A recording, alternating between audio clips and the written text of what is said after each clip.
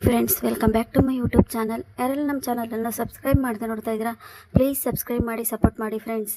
ಆಸೆ ಧಾರಾವಾಹಿಯ ಇಂದಿನ ಸಂಚಿಕೆಯಲ್ಲಿ ಏನಾಗುತ್ತೆ ಅಂತ ನೋಡೋಣ ಬನ್ನಿ. ಸೂರ್ಯ ರಾತ್ರಿ ಕುಡ್ಕೊಂಬಂದು, ಈ ಮನೆಯಲ್ಲಿ ನಂಗೆ ಇಷ್ಟು ದಿನ ಬೆಲೆನೇ ಇರಲಿಲ್ಲ, ಆದರೆ ನನ್ನ ಹೆಂಡತಿ ಬಂದ ಮೇಲೆ ಎಲ್ಲ ಸರಿ ಹೋಗಿತ್ತು. ನನ್ನ ಹೆಂಡತಿ ಒಬ್ಳು ನನ್ನ ಜೊತೆ ಇದ್ದಾಳೆ ಅಂತ ಅಂದ್ಕೊಂಡಿದ್ದೆ. ಇವತ್ತು ಅವಳು ಕೂಡ ನನ್ನ ಮಾತನ್ನ ಕೇಳದೆ ತಮ್ಮನ ಬರ್ತಡೆಗೆ ಅಂತ ಹೋಗಿದ್ದಾಳೆ.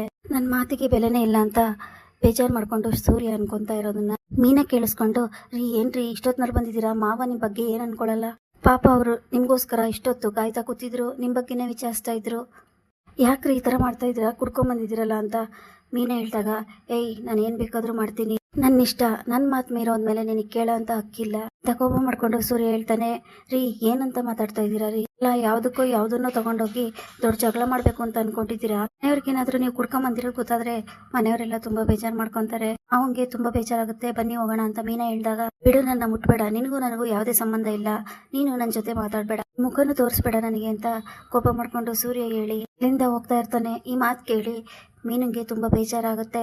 ರೀ ಏನ್ರಿ ಮಾತಾಡ್ತಾ ಇದ್ದೀರಾ ನೀವು, ಏನು ಮಾತಾಡೋದು ಬೇಡ, ಬನ್ನಿ ನೀವು ಊಟ ಮಾಡಿ ಆರಾಮಾಗಿ ಮಲ್ಕೊಳ್ಳಿ, ಊಟನೂ ಬೇಡ ಏನು ಬೇಡ ಅಂತ ಸೂರ್ಯ ಹೇಳ್ತಾನೆ. ಮಲ್ಕೊಳ್ಳೋಕ್ಕೆ ಅಂತ ಹೋಗ್ತಾ ಇರ್ಬೇಕಾದ್ರೆ ಅಷ್ಟರಲ್ಲಿ ಅಲ್ಲಿಗೆ ಶಾಂತಿ ಬಂದೆ. ಓಹೋಹೋ ಏನು ಕುಡ್ಕೊಂಬಂದವನೆ, ನಾನು ಅವ್ನು ಕುಡಿಯೋದನ್ನ ಬಿಟ್ಟೇ ಬಿಟ್ಟಿದ್ದಾನೆ ಅಂತ ಅನ್ಕೊಂಡೆ. 2 ತಿಂಗಳು ಬಿಟ್ಟು ಮತ್ತೆ ಶುರು ಮಾಡ್ಕೊಂತಾನೆ. ಇದೇ ಆಗೋಯ್ತು ಇವ್ನು ರಾಮಣ್ಣ. ಇಲ್ಲ ರಾತ್ರಿ ಹೊತ್ತು ಇವ್ನು ಕುಡ್ಕೊಂಬಂದು ಈ ತರ ಜಗಳ ಎಲ್ಲ ಮಾಡಿದ್ರೆ ಪಾಪ ನಮ್ಮ ಮನೋಜ ಬಿಸ್ನೆಸ್ ಮ್ಯಾನು, ಮನೆಯವ್ರಿಗೆಲ್ಲ ಡಿಸ್ಟರ್ಬ್ ಆಗುತ್ತೆ ಅಂತ ಇವನಿಗೆ ಗೊತ್ತಾಗಲ್ವಾ, ಒಂಚೂರು ಬುದ್ಧಿ ಬೇಡವಾ, ಏನ್ ಬುದ್ಧಿ ಕಲ್ತಿದ್ದಾನೋ ಏನೋ, ಎಲ್ಲ ನನ್ನ ಕರ್ಮ, ಇವ್ರ ಕಡೆಯಿಂದ ನಮ್ಗೆಲ್ಲ ಇಷ್ಟೊಂದು ಹಿಂಸೆ ಅಂತ ಶಾಂತಿ ಬೈತಾ ಇರ್ತಾರೆ. ಅತ್ತೆ ಯಾಕೇನೇನೋ ಮಾತಾಡ್ತಾ ಇದ್ದೀರಾ, ಸುಮ್ಮನೆ ಇರಿ, ಅವ್ರೇನು ಬೇಕು ಅಂತ ಕುಡ್ಕೊಂಬಂದಿಲ್ಲ, ಅವರು ಅವ್ರ ಪಾಡಿಗೆ ಇದ್ರು, ನನ್ನಿಂದನೇ ಇಷ್ಟೆಲ್ಲ ಆಗಿದ್ದು, ಬರ್ತಡೆಗೆ ಹೋಗಿಲ್ಲ ಅಂದ್ರೆ ಇಷ್ಟೆಲ್ಲ ಆಗ್ತಾನೆ ಇರ್ಲಿಲ್ಲ, ಅವ್ರು ಕರೆಕ್ಟಾಗಿ ಇದ್ರು ಅಂತ ಮೀನಾ ಹೇಳಿದಾಗ, ಇದೆಲ್ಲ ಆಗ್ಲಿ ಅಂತಾನೆ ಕಡೆ ನಾನು ಅವನು ನಿನ್ನ ಬಗ್ಗೆ ವಿಚಾರಿಸ್ಕೊಂಡು ಬಂದಾಗ ಅವ್ನ ಕಿವಿ ಚುಚ್ಚಿದ್ದು ಗೊತ್ತಿತ್ತು ಹೀಗೆಲ್ಲ ಆಗುತ್ತೆ ಅಂತ, ಅವನು ಕುಡ್ಕೊಂಬಂದು ಚೆನ್ನಾಗಿ ಜಗಳಾಡ್ತಾನೆ ನಿನ್ನ ಜೊತೆ ಅಂತ. ಇದೆಲ್ಲ ಸ್ವಲ್ಪ ಕಮ್ಮಿನೇ ಆಯಿತು, ಇನ್ನೊಂದು ಸ್ವಲ್ಪ ಜಾಸ್ತಿ ಜಗಳಾಡಿದ್ರೆ ನಂಗೆ ತುಂಬ ಖುಷಿ ಆಗ್ತಾ ಇತ್ತು, ಬೇರೆ ಬೇರೆ ಆಗಬೇಕು, ಆ ಶೋಗೆ ಹೋಗಿ ದೊಡ್ಡದಾಗಿ ಬೆಸ್ಟ್ ಕಪಲ್ ಅಂತ ಜನ್ಮದ ಜೋಡಿ ಗಂಡ ಹೆಂಡತಿ ಇವ್ರ ಥರ ಇರಬೇಕು ಅಂತ ಹಾಗೆ ಹೇಗೆ ಅಂತೇಳಿ ಮೆರೀತಿದ್ರಲ್ಲ, ಅದೆಲ್ಲ ಆಗ 2 ದಿನಕ್ಕೆ ಇಂಥ ಜಗಳ ಆಗೋಯ್ತಲ್ಲ, ನೀವಿಬ್ರು ಬೇರೆ ಥರ ಆಗೋ ಥರ ಆಯ್ತಲ್ಲ, ಛೇ ನೋಡಿದ್ರೇನೆ ಬೇಜಾರಾಗುತ್ತೆ ಅಂತ ಶಾಂತಿ ಹೇಳಿದಾಗ, ಅತ್ತೆ ಯಾಕೆ ಈ ಥರ ಮಾತಾಡ್ತಾ ಇದ್ದೀರಾ, ನನ್ನ ಮತ್ತೆ ಸೂರ್ಯ ಮೇಲೆ ನೀವು ಏನಿಷ್ಟು ದ್ವೇಷ, ಆಮೇಲೆ ಕೋಪ ಮಾಡ್ಕೊಂಡು ಯಾಕೆ ಈ ಥರ ಎಲ್ಲ ಮಾಡ್ತೀರಾ ನೀವು ಅಂತ ಮೀನಾ ಕೇಳ್ತಾಳೆ. ದ್ವೇಷ ಅಲ್ಲ ಕಣೆ, ನಿಮ್ಮ ಮೇಲೆ ಅಷ್ಟು ಸ್ವೇಟ್ ಇದೆ ನನಗೆ, ನಿಮ್ಮ ಮೇಲೆ ಕೋಪ ಇದ್ರೂ ಕೂಡ ಏನು ಮಾಡೋಕ್ಕಾಗ್ತಿಲ್ವಲ್ಲ ಅಂತ ನಾನು ಅನ್ಕೊಂತಾ ಇದ್ದೆ, ಆದರೆ ಇನ್ನು ಮುಂದೆ ಇಬ್ಬರೇ ಜಗಳ ಮಾಡ್ಕೊಂಡು ಬೇರೆ ಆಗ್ತೀರಾ ಅಂತ ನಂಗೆ ಈಗ ಕನ್ಫರ್ಮ್ ಆಯಿತು ಅಂತ ಹೇಳಿ ಶಾಂತಿ ಖುಷಿ ಪಡ್ತಾ ಇರ್ತಾರೆ. ಈಗ ಹೋಗಿ ಬೇಕಾದ್ರೆ ನಾನು ಪಾಯಸ ಮಾಡ್ಕೊಂಡು ಕುಡಿತೀನಿ, ಅಷ್ಟು ಖುಷಿಯಾಗಿದ್ದೀನಿ ಅಂತ ಶಾಂತಿ ಹೋಗಿದ ತಕ್ಷಣನೇ ನನಗೆ ತುಂಬಾನೇ ಬೇಜಾರಾಗುತ್ತೆ.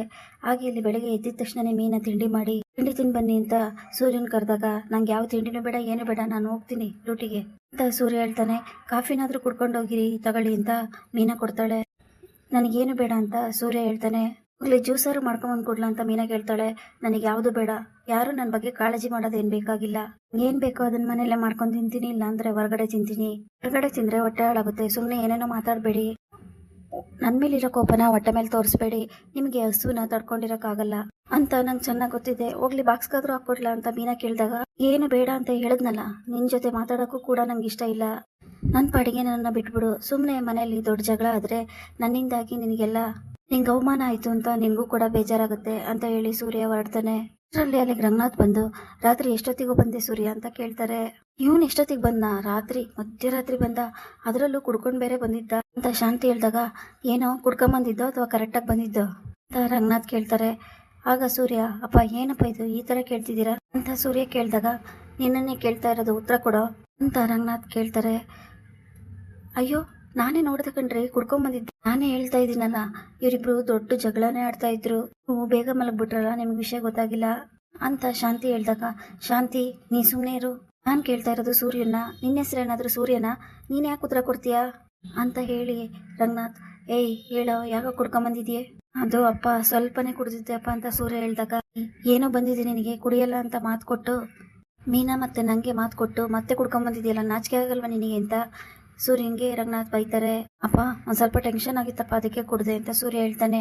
ಟೆನ್ಷನ್ ಬಿದ್ದುಬಿಟ್ರೆ ಏನು ಬೇಕಾದರೂ ಮಾಡ್ಬಿಡ್ತೀಯ, ಹಾಗಾದ್ರೆ ನನಗೂ 1000 ಟೆನ್ಷನ್ ಇದೆ. ಮೀನಾ ಬೆಳಗ್ಗೆಯಿಂದ ಸಂಜೆವರೆಗೂ ಮನೆಯವ್ರ ಹತ್ರ ಬೈಸ್ಕೊಂಡು ಕೆಲಸ ಮಾಡ್ತಾಳೆ, ಅವಳಿಗೂ ಬೆಳಗ್ಗೆಯಿಂದ ಸಾಯಂಕಾಲದವರೆಗೂ 1000 ಟೆನ್ಷನ್ನು 1000 ಕೆಲಸ ಇರುತ್ತೆ, ಅದಕ್ಕೆ ಅವಳು ಕುಡಿಯೋಕ್ಕಾಗುತ್ತಾ? ಯಾಕೋ ಈಗ ಮಾಡ್ತೀಯ ಸೂರ್ಯ ಅಂತ ಕೋಪ ಮಾಡ್ಕೊಂಡು ರಂಗನಾಥ್ ಬೈತಾ ಇರ್ತಾರೆ. ಮೀನಾ ನೀನ್ ಸುಮ್ಮನೆ ಇದ್ರೆ ಆಗಲ್ಲ, ಇವನಿಗೆ ಸರಿಯಾಗಿ ಕ್ಲಾಸ್ ತಗೋ, ಇನ್ಮೇಲೆ 9 ಗಂಟೆ ಒಳಗೆ ಮನೇಲಿ ಇರ್ಬೇಕು, ಮತ್ತೆ ಯಾವುದೇ ಕಾರಣಕ್ಕೂ ಇವ್ನು ಕುಡ್ಕೊಂಡ್ ಬರ್ಬಾರ್ದು, ಕುಡ್ಕೊಂಡೇನಾದ್ರೂ ಬಂದಿದ್ದಾನೆ ಅಂದ್ರೆ ಮನೆಯಿಂದ ಹೊರಗಡೆ ಕಳ್ಸು, ಬಾಗ್ಲು ತೆಗಿಲೇಬೇಡ ಅಂತ ರಂಗನಾಥ್ ಹೇಳ್ತಾರೆ.